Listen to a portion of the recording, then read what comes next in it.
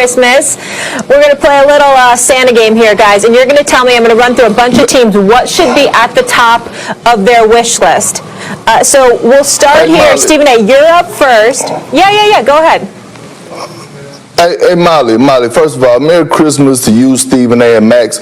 I'm just Merry a little Christmas. disappointed that I didn't get the memo that we were wearing Christmas-colored throw rugs on the show today. Because that sweater that Max has on today is just horrible. I mean, it's just flat out ridiculous. And I'm just mad I didn't get the memo. It's just ridiculous. Santa, listen, I'm telling you. listen, Grumpy Santa. Grumpy Santa, you're not fooling me just because you put on a suit and tie.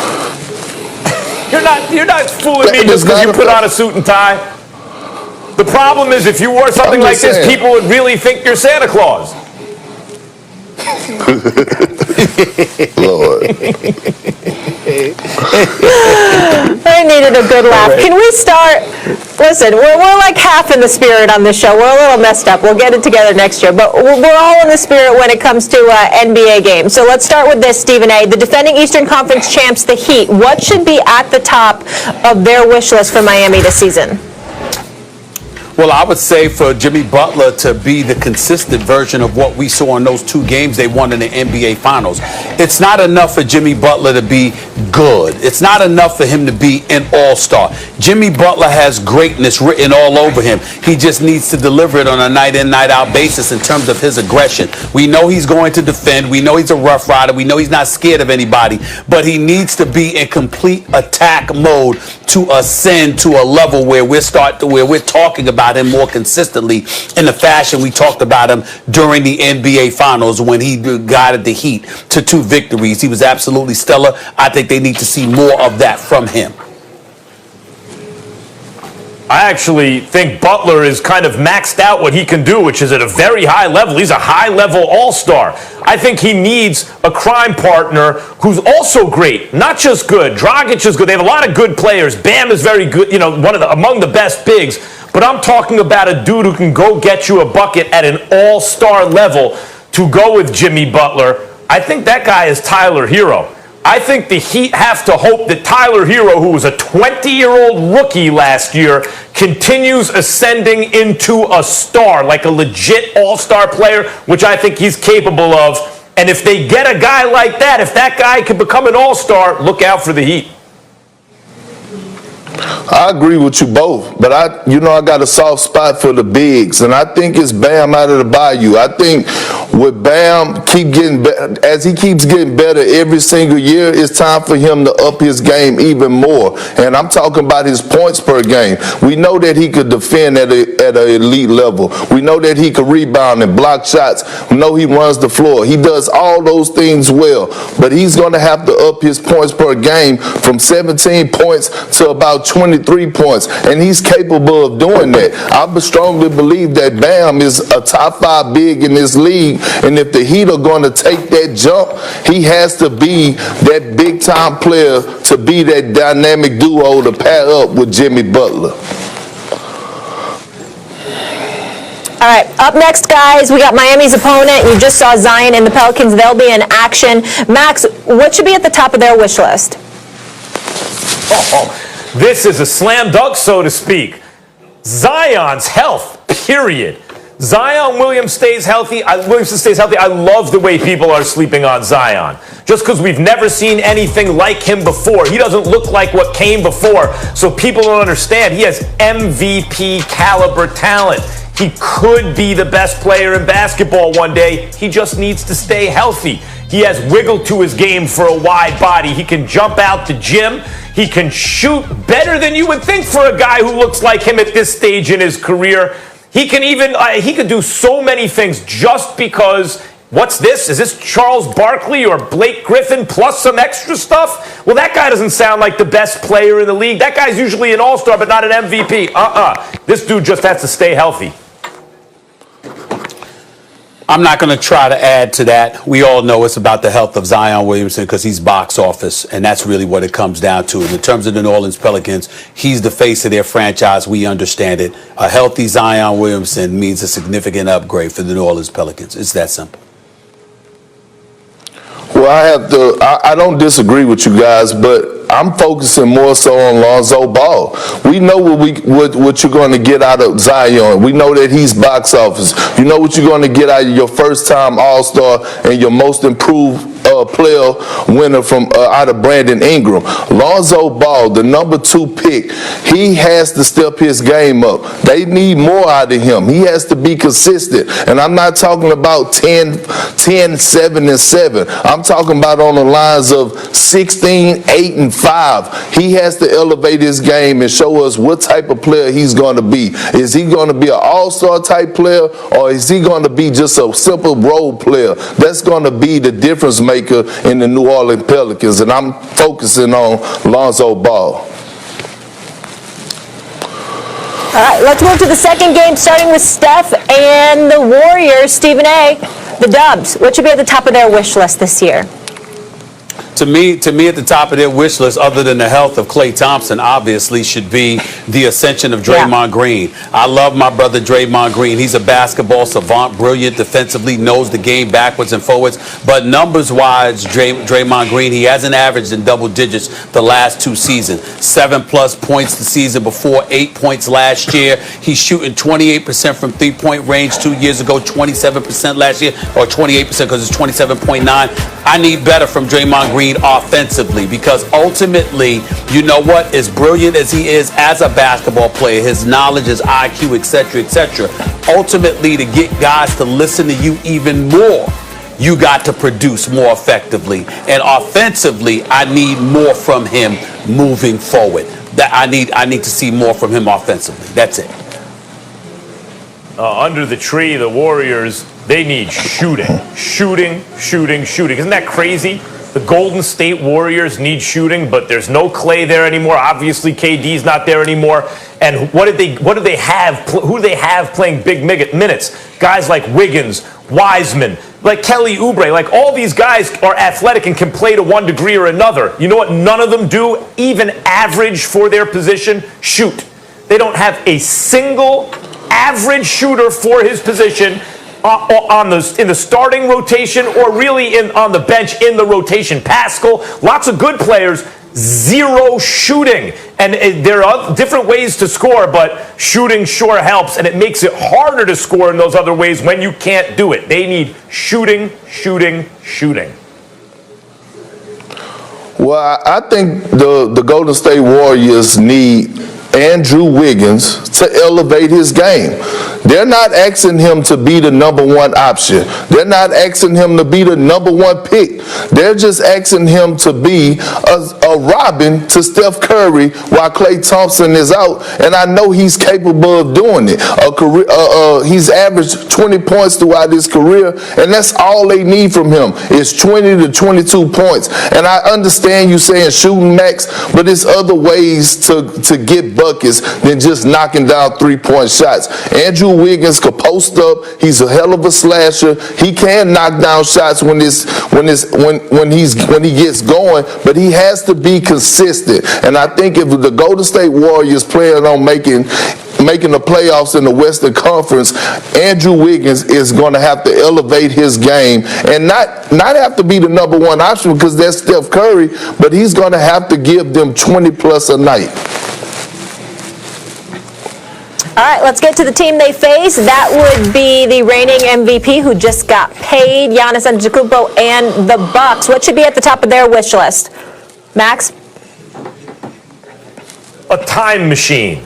So they could go back in time and convince Mirotic to not go to Europe. So they could go back in time and sign Malcolm Brogdon, whether or not they saw him in their long-term future. He becomes an asset that they could move, match up salaries, bring in a dude like Chris Paul when he's available. No disrespect to Drew Holiday, and who says you can't have both, because they can both play off the ball. So that they can shut up long enough for the Bogdanovich deal to go through, and they could add the shooting and the playmaking to the backcourt that they need. The fact is, the new CBA, as Adam Silver told Stephen A. Smith on this show a couple days ago, is working as intended. The Supermax, people aren't turning it down. $225 million, you're not bouncing. You know, if you think you even have a shot. So they still have Giannis, but they have a much less of a chance for a championship because of those mistakes they've made in the recent past. I don't think it's that complicated. I think what they need more than anything is consistent perimeter shooting from Giannis Antetokounmpo. Remember, come playoff time, you back off this dude. You make sure that you do what you can to patrol the paint and try to keep him out as best as you possibly can and try to turn him into a jump shooter because he's a minimal threat from that position. And as a result, that's why you end up losing 4 straight in the Eastern Conference Finals to the Toronto Raptors a couple of years ago. It's why you end up getting bounced in 5 games in the semifinals to the Miami Heat, because ultimately, if they're able to minimize you or patrol you to some degree by making you shoot jump shots, and that's not what you can do, it hurts the rest of the team. He is the 2-time reigning league MVP. He averages 30. We know how formidable he is, particularly in the open court. Playoff basketball, you get back on defense, you force him to shoot perimeter shots. If he can't do it, they can't win. He needs to become a better shooter from the perimeter, a better threat, helping to spread the floor for other people as well. That's what they need most. Well, you know, the thing about the Milwaukee Bucks is that I strongly believe that they have a pretty damn good starting 5. A starting 5 that could match up with any starting 5 in the NBA. Now, what I do think that they need the most is who's going to be that guy off the bench to give them that 15 to 16 points a night, occasionally give them 20 off the bench. And I think that guy might be Bobby Portis. He's an underrated player in the league. Don't get enough credit for what he brings to the table. He could get buckets when they want to go small and move Giannis to the 5 and stretch the floor with him at the 4. He's capable of coming in and providing good minutes. So I'm looking at Bobby Portis, a hell of a pickup for the Milwaukee Bucks. I just want to see him come in off that bench and be what Karis LeVert is going to be for the Brooklyn Nets. All right, to the Celtics, guys. Jason Tatum will be in action when the Nets come to town. Stephen A., what should be on the top of Boston's Christmas list this year? A healthy Kemba Walker. You need him in the lineup. You need him with that crossover, with those ball handling skills, with his perimeter play, particularly his ability to hit shots in the clutch from the perimeter, which helps spread the floor for Boston and gives Jaylen Brown and Jason Tatum that much more room and that much more, makes them that much more of a threat to operate. Kemba Walker is a key to these guys right now. And I know what I said about him earlier, and all of those things apply, particularly when you're going up against a team like Brooklyn. But Kemba Walker is no joke. He can put the ball in the hole. We saw what he did in carrying the Charlotte Hornets franchise for all of those years. He was that guy. If he's any semblance of that guy for Boston, they obviously become far more formidable. The number one thing they should be wishing for is a healthy Kemba Walker. Well, I was going to say they need a contractor, a good windows guy. You know, like if you want to get more light in the room, you expand the window, because they need to expand their window, I thought, a couple days ago, because the Nets have come up in the world, because Daryl Morey's in Philly now. They're coming up because of Milwaukee, what Kendrick Perkins just told you about Milwaukee. But I got to tell you the truth, after watching Jaylen Brown play, I think what they really need is to hope that Jaylen Brown is as good as Jason Tatum, that's the real competition, that those two push each other, because the distance between 1 and 1A is not what I thought it was. Jaylen Brown, if he's really this dude that we saw game 1, the Celtics are a problem. I agree with you, Max. Jaylen Brown is a rising star, and it is 1A, 1B with him and Jason Tatum. And Jaylen Brown showed us flashes last year in the bubble. He was arguably the most consistent player for the Boston Celtics in the playoffs. And now with Kemba Walker being hurt, Gordon Hayward moving on, the keys are in his hand, the ball is in his court to show the world that he belongs in a conversation with the All-Stars. But when I look at this Boston team, I want to see what these two vets that they added in the offseason is going to bring to the table. And that is Tristan Thompson and Jeff Teague. Both of these guys had a phenomenal game 1, in my opinion. Jeff Teague set the tone off the bench and was a huge spark. Tristan Thompson had 12 and 8 in like 22 minutes in his first debut with the Boston Celtics. So those two guys, especially Tristan Thompson, with that championship pedigree, not only am I looking for him to bring that tenacity, that force, that energy, but I'm also looking to him to bring that leadership of being in that locker room and holding guys accountable. bringing guys together, making sure guys don't stray away. So I'm looking at these two guys as veterans that still could produce in this league at a high level to come in and impact this Celtic roster. All right, Max, the C's face off against you-know-who, KD, Kyrie, in the Nets. Brooklyn's coming to town. Max, what should be atop Brooklyn's wish list? Well, under the tree, the Brooklyn Nets should want to see absolutely nothing. Not a damn thing. They have to hope everyone forgot it was Christmas for them. They need no injuries, no setbacks, no trades, no big ideas about bringing in James Harden, no nothing. The Brooklyn Nets should want things to remain exactly as they are, because if they do, they are coming out of the East. Well, injuries, the first thing to avoid injuries for KD and Kyrie both to be healthy, because we both know with KD's Achilles and Kyrie's right shoulder, obviously those were things that served as an impediment to their success last year. But the other thing I think to point out is that no distractions from Kyrie. Let him make sure he's locked in and focused and ready to do nothing but ball on a supreme and significant level. No distractions from Kyrie. That's what you have. Everything else is in place. You're absolutely right. I agree with both of y'all. The biggest key, the biggest wish list, the biggest wish for the Brooklyn Nets is to make sure Karis LeVert stay locked in and be a star in his role. And that's being that guy that comes in off the bench as they sixth man and being that Manu Ginobili, like Steve Nash said in the interview, and providing that 20 points a game. All right, let's move to the final game of our slate. Jamal, the Joker, the Nuggets, they're all going to be in action. What should be atop of the Nuggets wish list, Stephen A.? For me personally, if I could just sit up there and bless somebody and give them a miracle, I'd like for Jokic to be able to jump onto a curb. I mean, show some kind of hops, get some kind of athleticism, because he's got everything else. He's got everything else. I mean, the brother can shoot, he can ball, he can pass, he can handle, he got a big body, he can lean on you the whole bit. He just can't jump onto a curb to save his damn life. I mean, I got more hops than him, and I got a bad knee, for crying out loud. Even though the knee's getting better, KP. The point that I'm trying to make is, at the end of the day, that's the problem. He can't jump. Now, against Anthony Davis, that's just not going to work. That's all I'm saying. If I could do anything, it would be to bless him with just a shred, a speck of athleticism, meaning hops. Just a little bit. That's what I would do.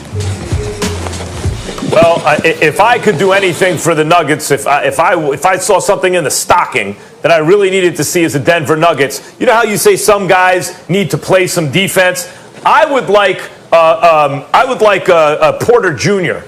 to just even become acquainted with the word defense, just to learn how to pronounce the word defense. If Porter Jr. could even pronounce the word defense, the Nuggets could be something.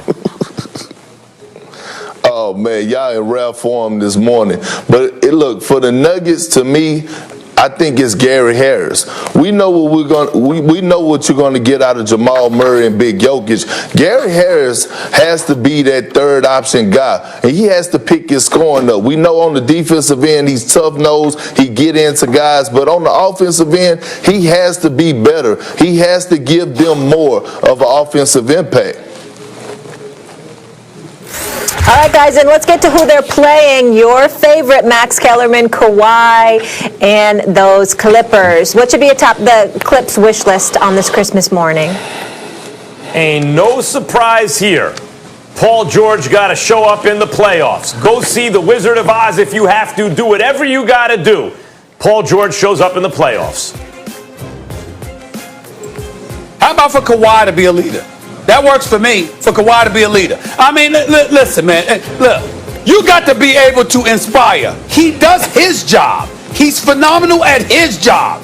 But part of it now is being the face and the leader of the franchise, galvanizing troops, inspiring them. You know what I'm saying? Show some kind of game. I'm quite sure he has a lovely woman in his life. He sat up there. He sit up there and look at her and say, "Hey, come with me." No, he did what he could to sit up there and sell himself. I love you. I want you. I need you. Come with me. You know, do something to lead, because that is what the Clippers need from Kawhi Leonard, not just his 27 points per game. Yeah, surprisingly, I'm looking at a guy like Nicholas Batum, who's long, who's athletic, who could defend multiple positions, and I'm looking for him to have a huge impact on this Clippers roster, just on the offensive end, being able to knock down shots on a consistent basis. That's all the Clippers need from him, being able to stretch the floor, knock down shots, and be that elite defender that he's capable of being. All right, let's get to the game I'm probably most looking forward to, guys, and that's going to be Dallas. We just had Mark Cuban on against LeBron and those Lakers. Stephen A., what should be on Big D's wish list this Christmas? To find somebody else so they don't have to depend on Porzingis being healthy. Because if you got to depend on him being healthy, I don't know how much of it. That's not a damn guarantee. Now, I know the brother's 7'3", and he can ball. I got mad respect for him, make no mistake about it. But I damn sure can't depend on him to be healthy. Get somebody to offset the inevitable injury that will come his way. Because if there is a brother that is guaranteed to see a doctor, it's him. Well, you might be right, but then in that case, the Mavs just have to pray. Because how do you replace a 7'3" unicorn that can bomb from the outside, take bigs off the dribble, defend the rim, and when he's healthy, defend in space? He is a game-changing. Porzingis the type of dude where GMs in the offseason all have to, in any conference he's in, what are we going to do about that guy? Because you can't match up with him. What do you do about Porzingis? There's no replacing him. They just have to hope for his health. Well, I think with the Dallas Mavericks, you got to look at Brunson. This kid could flat out ball. He wasn't healthy last year, but right now he's healthy, and the Dallas Mavericks are high on him. And he's a guy that you could throw in and could play on the side of Luka because he don't need the ball in his hands to be effective. He's a walking bucket. He provides that scoring impact off the bench. So I'm looking at Brunson to have a hell of a year and have a huge impact with the Dallas Mavericks. All right, let's get to the team they're playing. That would be LeBron, AD, and the Lakers, the defending champs. Max, the purple and gold, what's on their list? Look, the truth is, people sleep on what Rondo did for them last year. Playoff Rondo is gone. He is real, but he is gone now. They have to hope for a playoff Schroeder. I mean, Schroeder's an upgrade in the regular season by far. But that doesn't mean he can play like Rondo plays in the playoffs. And if he can't, and the Nets are there, that could actually spell doom for the Lakers. Playoff Schroeder is what they have to hope for. Listen, all they got to hope for is for LeBron James to remain the ageless wonder he is. 35 years of age, turning 36 this Wednesday, 18th season in the NBA, fresh off of leading the league in assists while averaging 25 a game. This brother's on another level, make no mistake about it. As long as LeBron is the ageless wonder he is, the only person Dennis Schroeder has to worry about is Dennis Schroeder. He don't act right, he don't shoot right, it ain't gonna matter. LeBron will make up for it with AD. Well, I strongly believe that the Lakers need to be hoping and praying that Kyle Kuzma finally learns how to play the game of basketball the right way. Look, when he gets hot, we know that he could score, but passing, him making plays, him being a liability on the defensive end, I'm looking for Kyle Kuzma to show some growth, show some maturity. So if I'm the Lakers, that's what I'm wishing and banking and hoping and praying on, is that Kyle Kuzma learns how to play the game of basketball the right way. Stephen A., Zion and the Pelicans and the Heat coming up right after us. Do you think Zion will ever be the best player in the NBA? No. Max? Very simple to me. Yes, I do. I think he will. I think no one has ever looked like Zion before, so it's hard to imagine it. But I think he'll be the first. Yup, he's 21 years old and already a real all-star. And he hasn't even begun to scratch the surface. He stays healthy, he'll be the best in the league one day.